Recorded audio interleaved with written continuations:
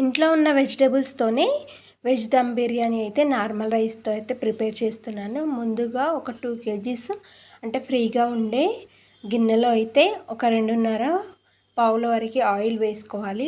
ఆయిల్లో మసాలాలు, పచ్చిమిర్చి, ఉల్లిపాయ ముక్కలు వేసుకొని అవి బాగా ఫ్రై అవ్వాలి. గోల్డెన్ కలర్ వచ్చేంత వరకు వేయించుకోవాలి.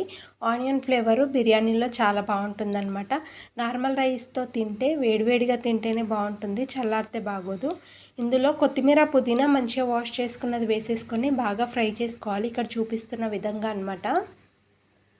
ఇప్పుడు ఇందులోనే అల్లం వెల్లుల్లి పేస్టు మన ఫ్లేవర్కి తగ్గట్టుగా కొద్దిగా పసుపు యాడ్ చేసుకోవాలి. పసుపు యాడ్ చేసుకుంటే బిర్యానీకి మంచి ఫ్లేవర్తో పాటు కలర్ కూడా వస్తుంది, అందుకోసం అని చెప్పి.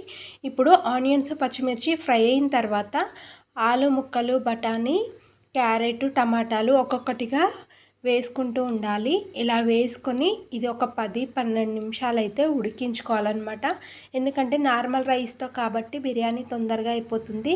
అదేవిధంగా బాస్మతి రైస్తో చేస్తే మాత్రము ఎక్కువసేపు దమ్ పెడతాము కాబట్టి రా వెజిటబుల్స్ పెట్టినా కూడా ఉడికిపోతాయి, కానీ ఇవి ఉడకవన్నమాట. నార్మల్ రైస్తో అయితే అన్నం మెత్తగా అయిపోతుంది కదా, అందుకోసం అని చెప్పి. వెజిటేబుల్స్ సగం ఉడికిన తర్వాత ఇప్పుడు ఇందులో కారం వేసుకోవాలి. టేస్ట్కి సరిపడా కారము, ఉప్పు వేసుకున్న తర్వాత ఇది ఒక్క 2 నిమిషాలు ఇలా కలుపుకొని ఫ్రై చేసుకోవాలి. ఆ తర్వాత నిమ్మరసము గ్రేవీకి తగ్గట్టుగా, అంటే మనకు మసాలా రైస్కి పట్టాలి కదా, ఆ విధంగా సరిపడా పెరుగు అయితే వేసుకోవాలి.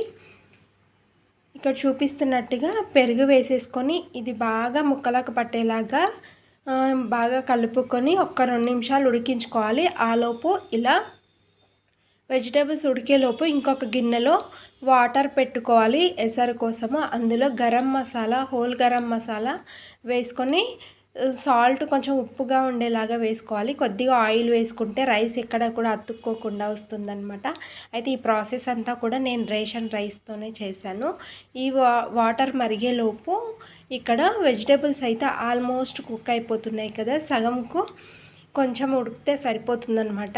సగం ఉడికితే సగం రైస్లో ఉడుకుతుంది. రైస్ చూసారు కదా, ఇలా కొంచెం పలుకుగా ఉన్నప్పుడే వేసుకుంటే రైస్ అనేది కొంచెం మెత్తగా అవ్వకుండా ఉంటుంది. మనం ఆయిల్ వేసాం కాబట్టి మరీ మెత్తగా అయితే ఏం రాదు, కొంచెం పొడి పొడిగానే వస్తుంది రైస్ అయితే. ఇలా వడకట్టుకొని మొత్తం కూడా ఈ గిన్నెలో వేసేసుకోవాలి. ఇలా వేసుకున్న తర్వాత పైనంగా కొత్తిమీర, పుదీనా, నెయ్యి వేసుకుంటే ఇంకా మూత పెట్టేసుకొని ఏదైనా వెయిట్ పెట్టుకొని ఒక 5-6 నిమిషాలు ఉడికించుకుంటే సరిపోతుంది. బాస్మతి రైస్ అయితే 10-15 నిమిషాలు అయితే టైం పడుతుంది, కానీ నార్మల్ రైస్ కాబట్టి ఒక 5-6 నిమిషాలలో అయితే సరిపోతుందన్నమాట. దమ్ అయిపోయింది కదా, బిర్యానీ అయితే ఇలా వచ్చింది. ఇంతకీ ఈ వీడియో ఎలా అనిపించిందో కింద కామెంట్ సెక్షన్లో